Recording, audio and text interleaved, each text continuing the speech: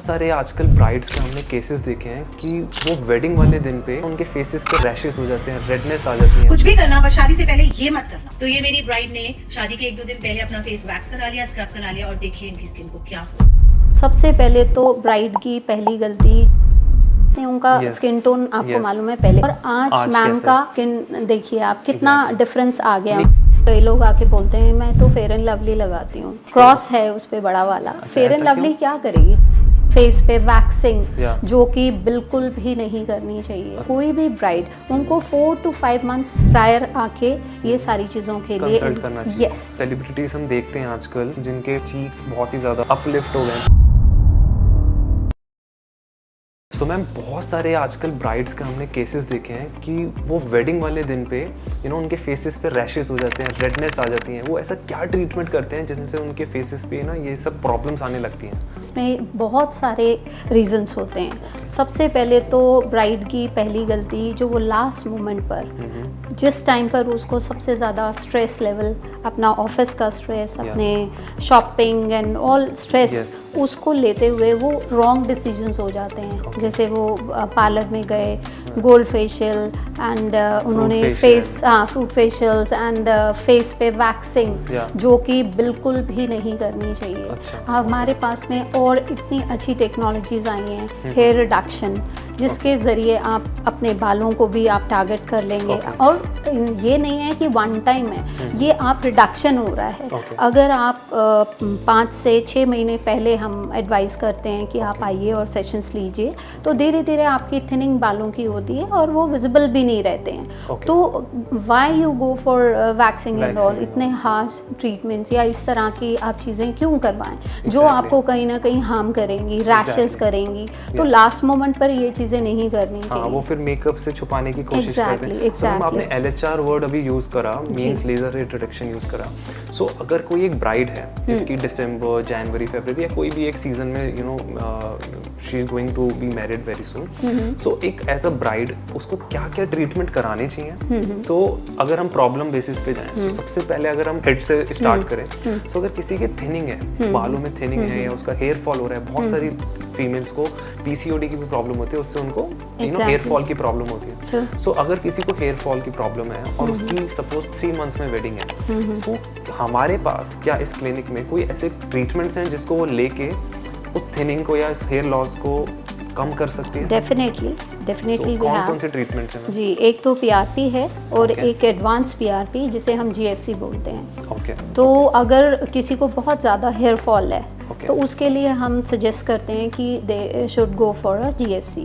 GFC और PRP, GFC हमारा advance PRP है, उसके अंदर हम एक ऑयल यूज़ करते हैं जिसमें growth factor, hair growth factor added होते हैं।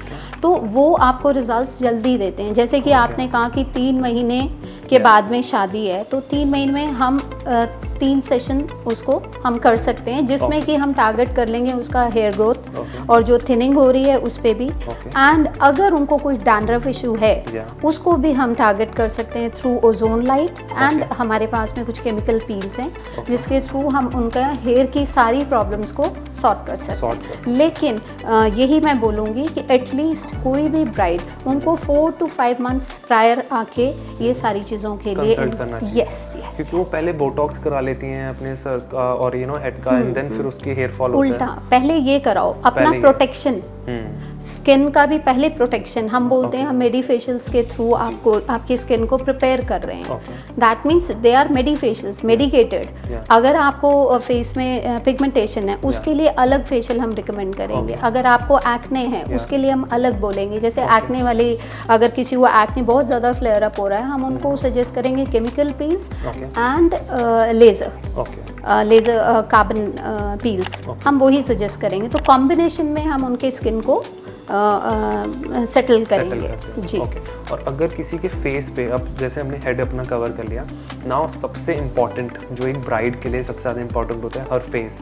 अब फेस पे बहुत सारी प्रॉब्लम्स होती हैं, एक्ने भी होता है, मिलाजमा भी होता है, डार्क सर्कल्स भी होते हैं। किसी को किसी की कोई बोटॉक्स या फिलर्स यूज़ करना चाहता है, अगर किसी को जॉ लाइन अपनी करेक्ट करनी है, तो कौन कौन से ट्रीटमेंट्स हमारे पास अवेलेबल हैं और एक ब्राइड क्या क्या आप ले सकती है जिससे उनको 3 मंथ्स के टेन्योर में रिजल्ट मिल पाए, लॉन्ग टर्म में नहीं, बस 3 मंथ्स के टेन्योर में कौन कौन से ट्रीटमेंट्स हैं जो ले सकते हैं? देखिए अगर किसी को जॉ लाइन से या उसको अपलिफ्ट चाहिए, चिन अपलिफ्ट चाहिए, या किसी का बहुत ज़्यादा स्क्वीज, ये यहाँ पे ज़्यादा हाँ स्क्वीजीनेस है, तो हम उसको फिलर्स के लिए बोलते हैं। और कुछ फाइन लाइंस किसी के होते हैं, एक्सप्रेशंस होते हैं, किसी को आदत होती है, जैसे मेरे को भी बहुत आदत है, मैं भी एक्सप्रेशंस बहुत देती हूँ, तो वो लाइंस विजिबल होती हैं, तो बोटॉक्स के थ्रू आप उसको भी करेक्ट कर सकते हैं। और बोटॉक्स के लिए ऐसा है, आप 1 मंथ प्रायर भी कर सकते हो, ऐसा नहीं है 3 महीने पहले करना है।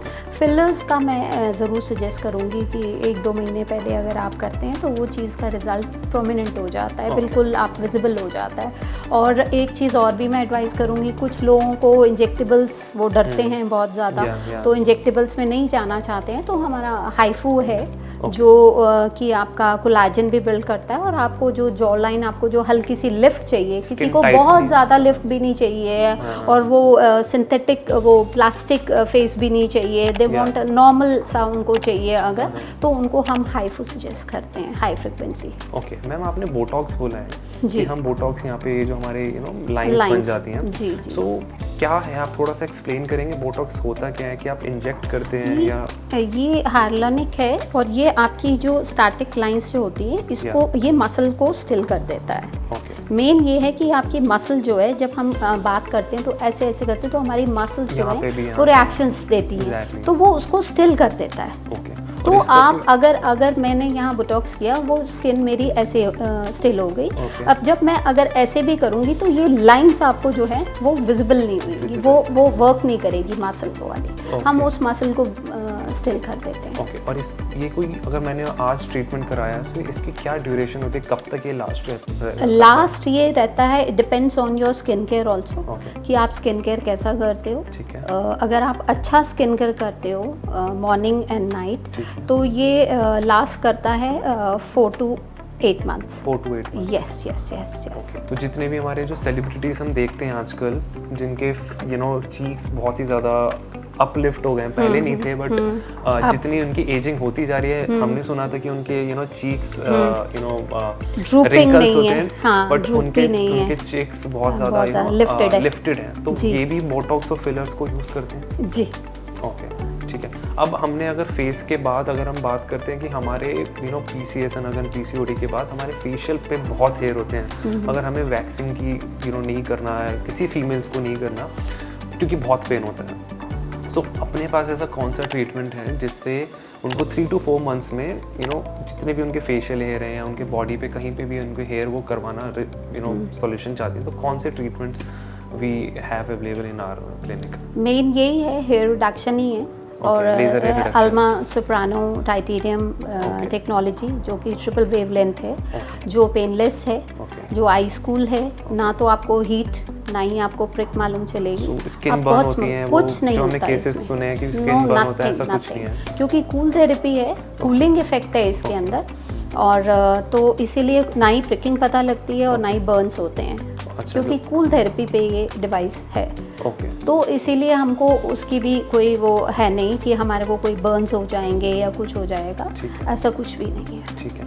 और मैम जैसे एक लास्ट अगर हम बात करें, सो एक ब्राइड के उस पे कि ना उसका फेस थोड़ा सा टैन होता है, उसके अगर हमारे भी अगर देखें तो हाथ यहाँ से हमारे बहुत टैनिंग होती है, या अगर हम हाफ शोल्डर या हाफ वो पहनते हैं, तो यहाँ तक तो हमारी स्किन ठीक होती है। तो स्किन ब्राइटनिंग एक बहुत बड़ा मिथ है कि सब लोगों को गोरा होना है, उनको एक ऐसा है कि वो चाहे हमारा हमारे सोसाइटी का प्रेशर कह लो या कुछ कह लो, या तो कोई स्किन ब्राइटनिंग का कुछ ऐसा सॉल्यूशन है, या सिर्फ एक मिथ है कि नहीं हो सकता? नहीं, मैं मिथ नहीं बोलूँगी, मुझे तो बड़ी हैरानी भी होती है कि कई लोग आके बोलते हैं मैं तो फेयर एंड लवली लगाती हूँ। अच्छा, तो क्रॉस है उस पे बड़ा वाला, फेयर एंड लवली क्या करेगी? जो आपका एक्चुअल स्किन है वो कलर कोई चेंज नहीं कर सकता, उसको इम्प्रूव कर सकते हैं। आज हमारे पास में इतनी सारी टेक्नोलॉजीज और इतना एडवांस हो चुका है एस्थेटिक कि आपके पास में और भी बहुत सारी ऐसी चीज़ें जो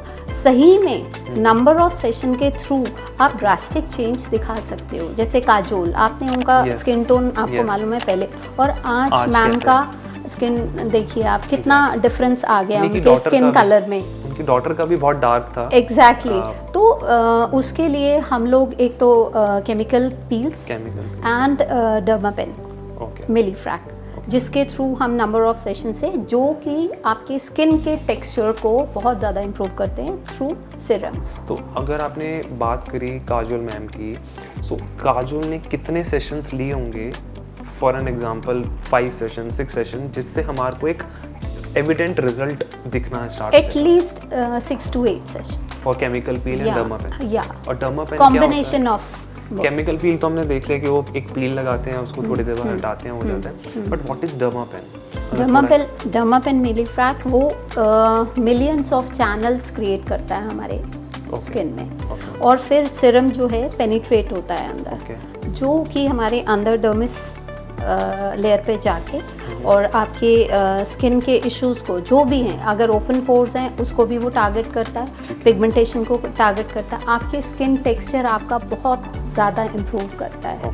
एंड इसके साथ में हम laser toning with peel combination भी हम करते हैं। जो ब्राइटनिंग की आप बात कर रहे हैं, आती हैं हमारे पास ब्राइड्स जो बोलती हैं कि मेरा कलर थोड़ा सा फेयर हो जाए, थोड़ा सा मेरा रंग साफ हो जाए, मेरा रंग बहुत थोड़ा डार्कर टोन पे है, थोड़ा सा इम्प्रूव हो जाए, तो हम उनको यही बोलते हैं कि आपको हम एक तो पील विद लेज़र टोनिंग एक हम सेशन एडवाइस करते हैं, और प्लस डर्मापेन जो मैंने मिलीफ्रैक बोला है, जो कि आपके टेक्सचर को इम्प्रूव करता है। धीरे धीरे धीरे आप देखोगे कि आपका स्किन टोन भी चेंज हो रहा है स्टेप बाय स्टेप। लेकिन हाँ, कोई भी चीज़ जादू नहीं है हमारे पास में, एस्थेटिक कोई जादू नहीं है। अगर मेरे को कोई फ़ोन कॉल करके बोलेगा कि मैं कार्बन फेशियल कराना चाहती हूँ मैम, मेरा पिगमेंटेशन है, एक बारी में ठीक हो जाएगा, नो वे, ये कोई जादू नहीं है। नंबर ऑफ सेशन धीरे धीरे ये ऐसे ट्रीटमेंट्स हैं, ये जादू नहीं करते हैं, लेकिन धीरे धीरे आपकी प्रॉब्लम को टारगेट करके उसको ठीक करते हैं आपकी बॉडी से।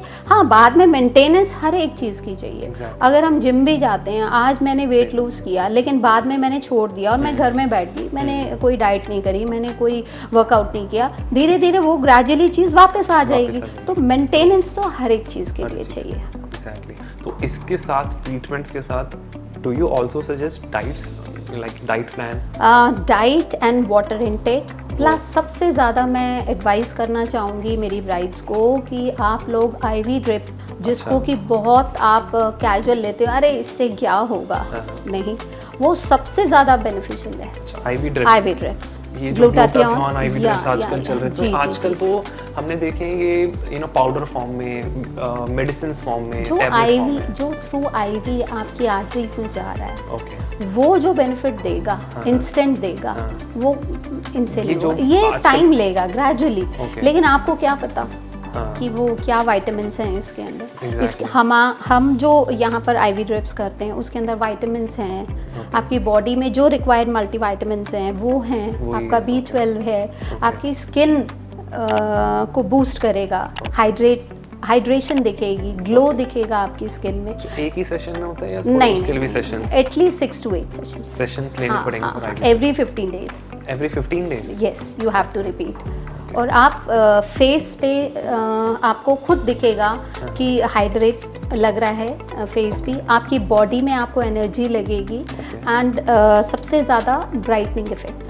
देगा आईवी ड्रिप से। Yes, definitely. सो और कोई ऐसा ट्रीटमेंट है, जैसे आपने आईवी ड्रिप एकदम से भी बताया स्किन ब्राइटनिंग, जी, कोई और ऐसा ट्रीटमेंट जिससे ब्राइड्स को हेल्प मिल पाए, या वो जो गलत स्टेप्स लेती हैं कि हम किसी भी सैलून में जाके अपना फ्रूट फेशियल, गोल्ड फेशियल ये ले ले, तो उसकी जगह अगर हम कोई एक और ट्रीटमेंट सजेस्ट करना चाहो अगर आप? मैं ये भी बोलूँगी, अगर किसी ब्राइड को कोई स्किन इश्यूज़ नहीं है, लाइक पिगमेंटेशन नहीं है, या आपका एक्ने नहीं है, कुछ नहीं है, and she want hydration more, तो मैं हमारा aqua pure advance hydra facial ही बोल लो आप, वो हाइड्रा फेशियल तो नहीं है, मगर एक्वा प्योर है, जिसमें कि सीरम्स हैं जो कि इतने अच्छे तरीके से पेनिट्रेट होता है। तो आप जब वो number of session 3 to 4 sessions के बाद में आपको खुद आपकी स्किन के अंदर एक ग्लो और एक टाइटनेस आपको फील होएगी। जैसे कई लोग बोलते हैं कि हम बहुत ज़्यादा उस तरह की चीज़ें नहीं कराना चाहते, तो मैं उनको हाइड्रा फेशियल्स में जो हमारे एक्वाप्योर है वो सजेस्ट करती हूँ, प्लस हमारे जो मेडी फेशियल्स हैं जो Obagi and fire and ice and exosome based हमारे एक्सोलेक्स। ओके जी, ये आप सब ये फेशियल्स मैं उनको रिकमेंड करती हूँ ब्राइड्स को। ठीक है। So thank you so much ma'am, जो भी आपने ये सारी इन्फॉर्मेशन एंड जो भी आपने ये सारे ट्रीटमेंट्स बताए, मे बी हमारी ब्राइड्स को जो भी अभी वेडिंग्स उनकी पास आ रही है, सो मे बी उनको हेल्प मिले और उनको एक आपने जो अवेयर करा है, thank you so much for that. And अगर आपका कोई लास्ट में मैसेज है कि आपसे अगर कोई कनेक्ट करना चाहे या आपके पास कोई आना चाहे, if you want to say something. बस मैं आप लोगों से यही कहना चाहूँगी कि आपकी कोई भी एक्वायरीज है, आप प्लीज़ यहाँ आइए स्टूडियो में and we are all for you. So ma'am, where is your clinic exactly? अगर किसी को रीच आउट करना है आपके पास तो कहाँ आ सकता है? क्या फ़ोन पे बात करना चाहे? Sector 14 Huda market, Faridabad. फरीदाबाद। और आपका अगर कोई फ़ोन नंबर अगर आप बताना चाहें? हमारी स्टूडियो 1915 के नाम से के वेबसाइट पे जाके ये नंबर फ्लैश हो रहा है, यू कैन। जी, इंस्टाग्राम पे भी है, तो आप वहाँ पे जाके कर सकते हैं। Thank you so much ma'am.